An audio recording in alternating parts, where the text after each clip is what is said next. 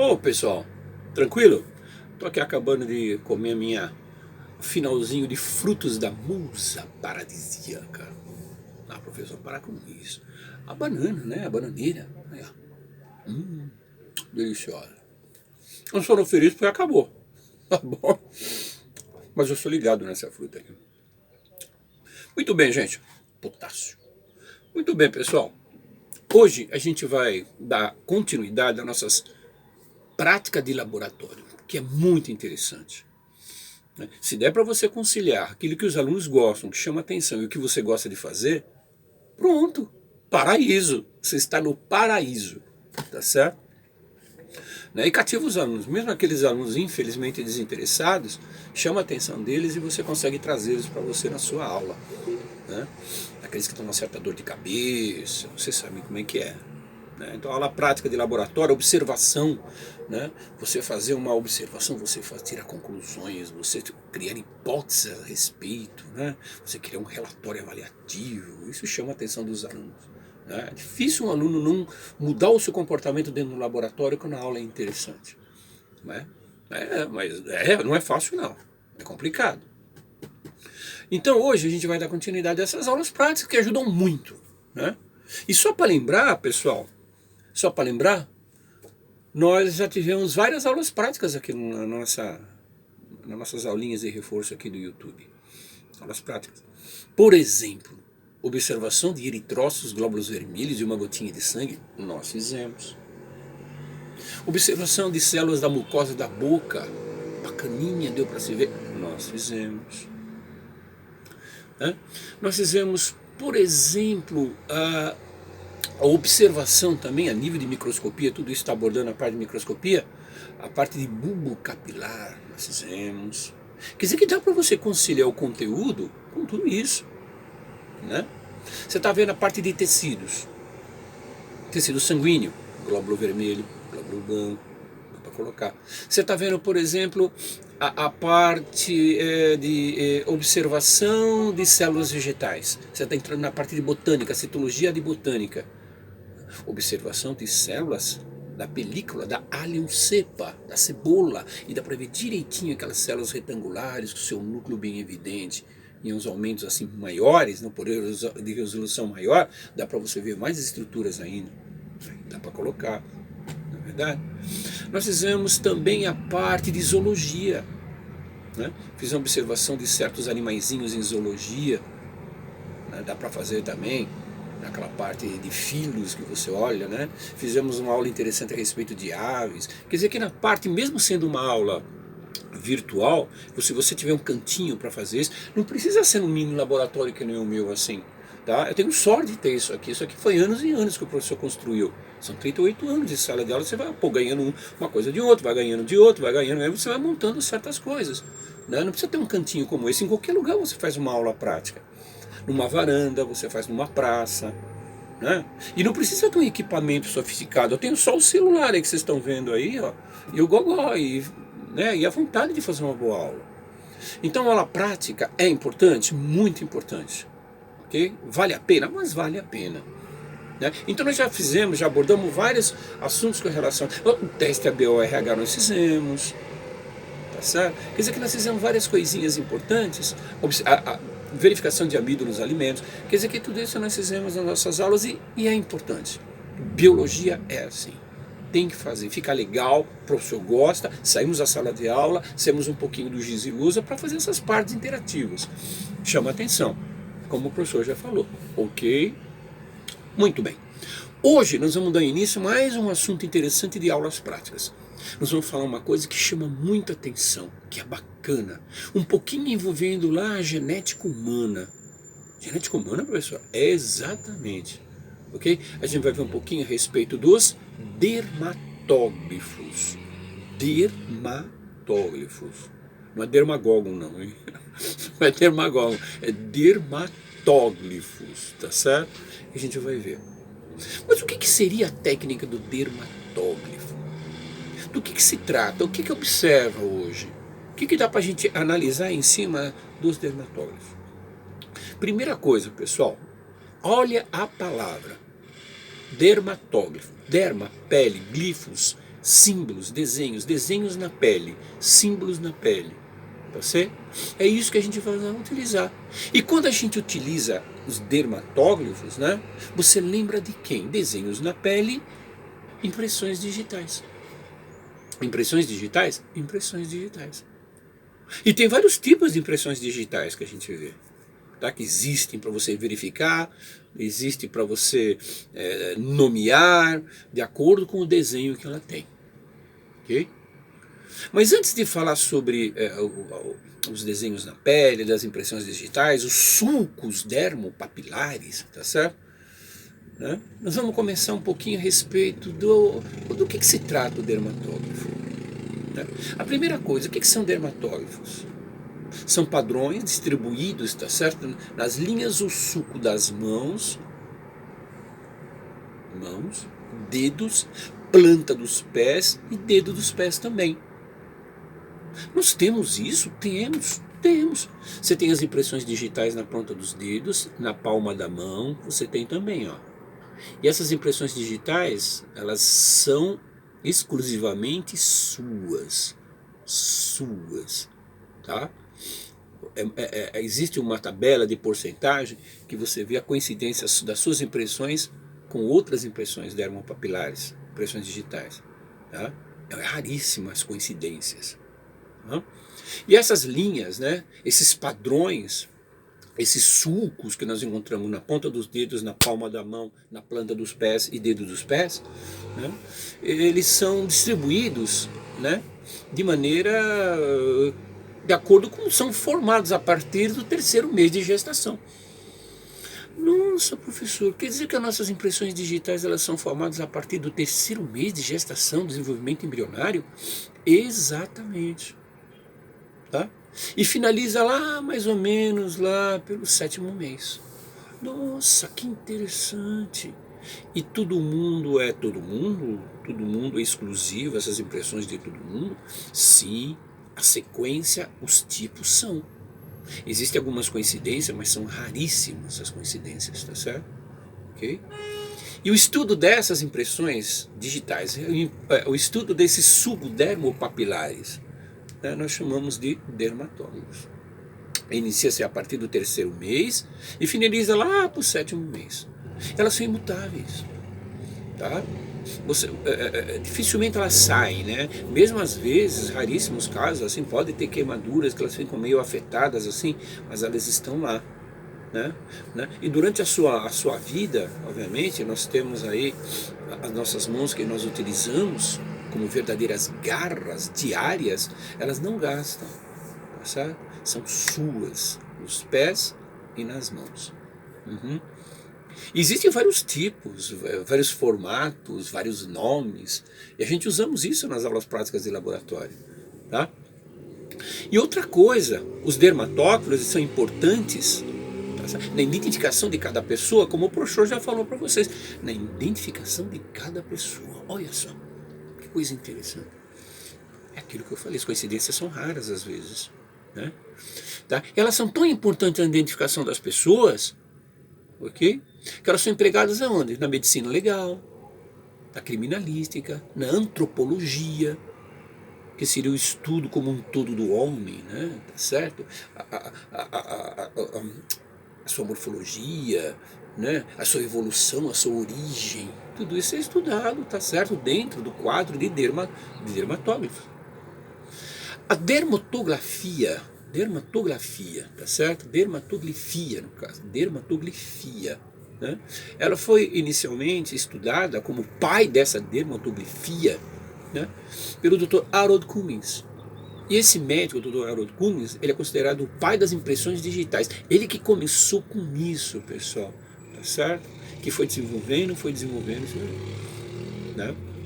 Então, olha a importância, gente, na criminalística, na antropologia, tá certo? Na medicina legal, tudo isso é colocado, tá certo? Identificação de crimes, tá certo? Né? De indivíduos pela palma da mão e tudo mais. Quem assistiu aquela série muito antiga, CSI, lembra disso. Não sei se até hoje existe ainda CSI, tem vários tipos de CSI, Miami, New York, não sei se é Los Angeles, tá certo? Eles utilizavam tudo em termos, às vezes, em cada caso do filme, os dermatógrafos usavam a dermatoglifia. Ok? Agora, hoje, apesar dessa utilização toda dos dermatógrafos, hoje, onde é que é utilizado? Utilizado nos esportes, visando altíssimo nível nos esportes, né? Ela analisa o potencial genético dos indivíduos, né? Ela é utilizada na teoria e prática de esportes modernos, né? Na metodologia de treinamento, visando um rendimento de altíssimo nível, utilizado, e em patologias congênitas, né, no desenvolvimento embrionário, como a síndrome de Down, síndrome de Klinefelter, né, síndrome de Turner, síndrome de Patou, tudo isso a gente utiliza então os dermatógrafos.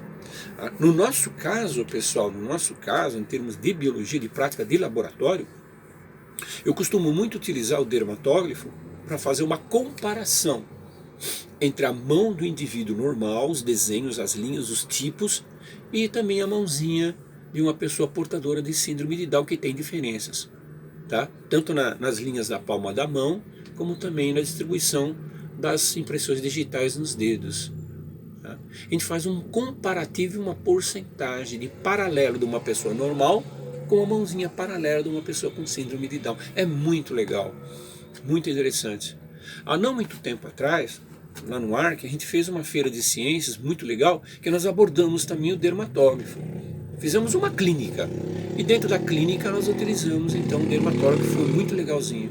Através da impressão da mão da pessoa no papel sulfite, com aquela tintinha, tá certo? Aquela tinta de carimbo que você imprime, você analisa cada impressão, cada suco, cada nome, né? Utiliza direitinho uma tabela chamada de índice de Beckman para fazer a comparação de uma pessoa normal, a mãozinha, e a comparação de uma pessoa portadora de síndrome de Down, ou síndrome de Klinefelter, né?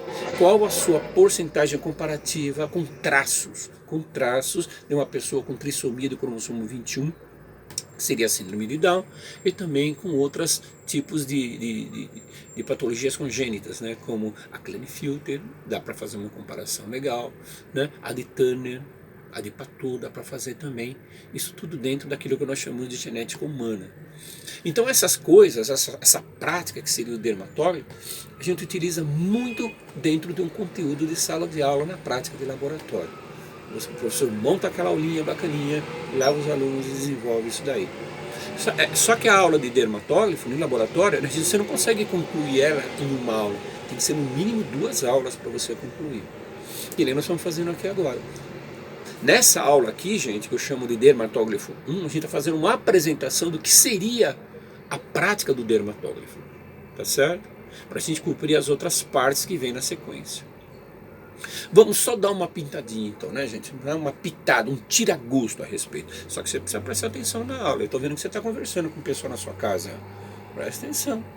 Senão, você não vai aprender a respeito. E é um negócio interessante aí, ó. Tá? Só que chama atenção. Tem que chamar de... Fica quieto aí, chama. Presta atenção, professor. Para de conversar na sua casa. Olha para mim. Isso, olha aí. Isso. Gente, vamos dar um tira-gosto então. Vamos começar o nosso dermatógrafo comentando a respeito dos tipos de impressões digitais que existem, ou sulcos que existem nos dedos. Okay?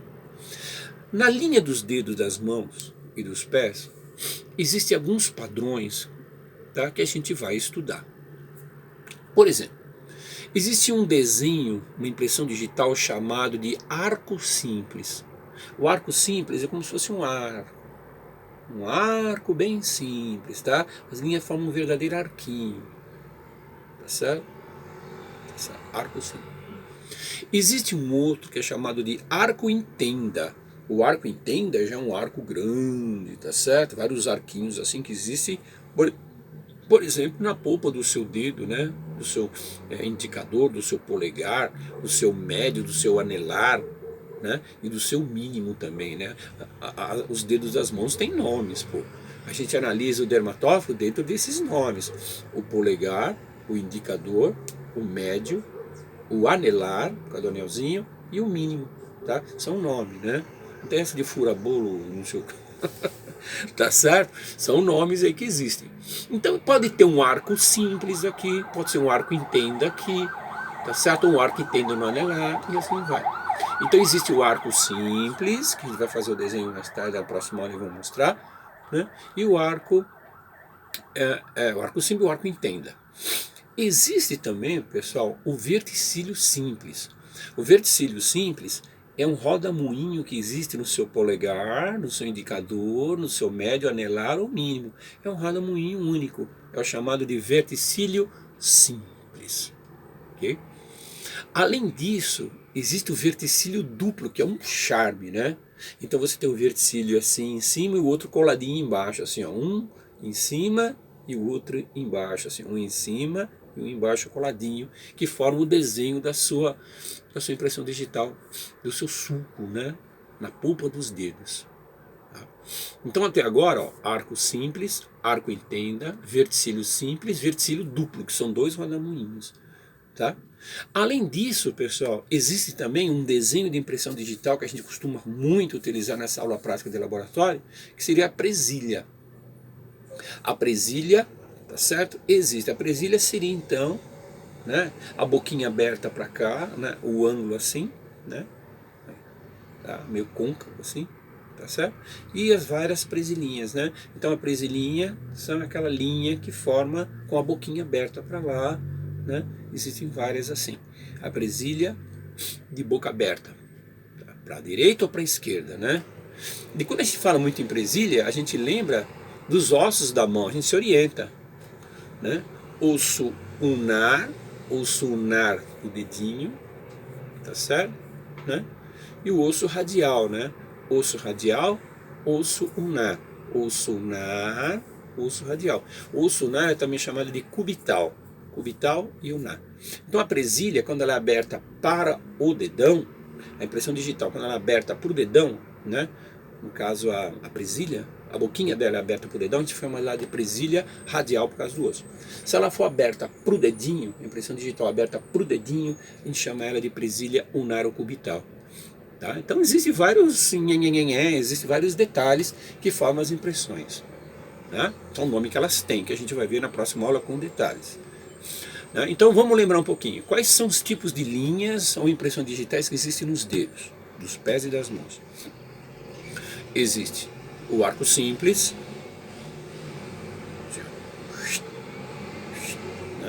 né? O arco em tenda, que parece uma tenda de acampamento, diferente.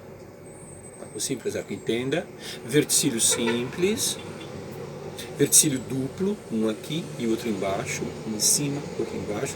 Existe, tá certo, nos dedos, é muito legal de se encontrar um desse. Né? Existe, que mais? A presilha aberta, para lá ou para cá, ulnar ou cubital, né? E o verticílio simples e verticílio duplo. Tá? Então vamos lembrar só: arco simples, arco em tenda, né? Existe o verticílio simples e o verticílio duplo, existe o arco simples, né? Existe a presilha aberta, o dedinho, ulnar ou cubital, o osso rádio do dedão, tá certo? Rádio aberta para cá seria a presilha radial, e aberta para lá, né, seria a presilha ulnar ou cubital, aberta para o osso do dedinho. Né? Então existem várias impressões, sem falar também, pessoal, na linha das mãos, linha da vida, linha da cabeça, linha do coração e linha da vida. Tudo isso a gente vai ver também, né, são as linhas que existem na palma das nossas mãos. Ok? Então, para você ver, pessoal, é um negócio bem interessante, isso que a gente vai começar a abordar a partir dessa aula. Então, vamos fechar o pacotão. Dermatóglifo 1, o que a gente viu? A gente viu o que seria o dermatóglifo, do que se trata, né? Falamos da importância dele. Hoje é utilizado principalmente, tá, para verificação de potencial genético dos indivíduos, é utilizado, por exemplo, na prática de esportes modernos, é utilizado, por exemplo, no treinamento visando o desempenho ou de altíssimo nível, né?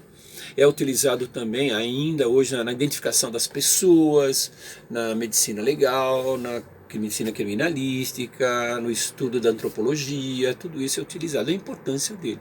E para nós, nas aulas de biologia, a gente utiliza isso na prática de laboratório, fazendo o quê? Né? Fazendo uma comparação de patologias congênitas, como síndrome de Down, síndrome de Patau e outras síndromes, né? Uma comparação com a mão de uma pessoa normal, né? Uma porcentagem comparativa da mão normal do indivíduo com uma pessoa portadora. Existe uma tabela que a gente vai aprender, uma tabela chamada de índice de Beckman, que traz direitinho os cálculos que você faz para saber quanto de percentual comparativo você tem nesses casos, né? Klinefelter, Down, Patau e Turner. Tá bom? Então essa aqui seria então a nossa aula 1 de dermatógrafo. Tá bom? Ok? Ó, eu estou dando um positivo para você porque eu tenho, olha lá, tá certo? Né? Eu tenho uma impressão digital nesse dedo aqui, tá? Um rodamuinho só. Tá? Eu tenho um verticílio simples aqui, dando um polegar para vocês. Ó. Verticílio simples, ok, gente? Obrigado para vocês, tá certo? Então a gente vê na próxima aula o Dermatógrafo 2 apresentando cada esqueminha, diz como é que é o desenho de cada uma e da palma das mãos também. Tá bom? Grande abraço, pessoal. Tudo de bom para vocês, ok? Tamo nessa, hein? Tá? Firme aí. Um beijo, professor. Até mais, gente. Até mais.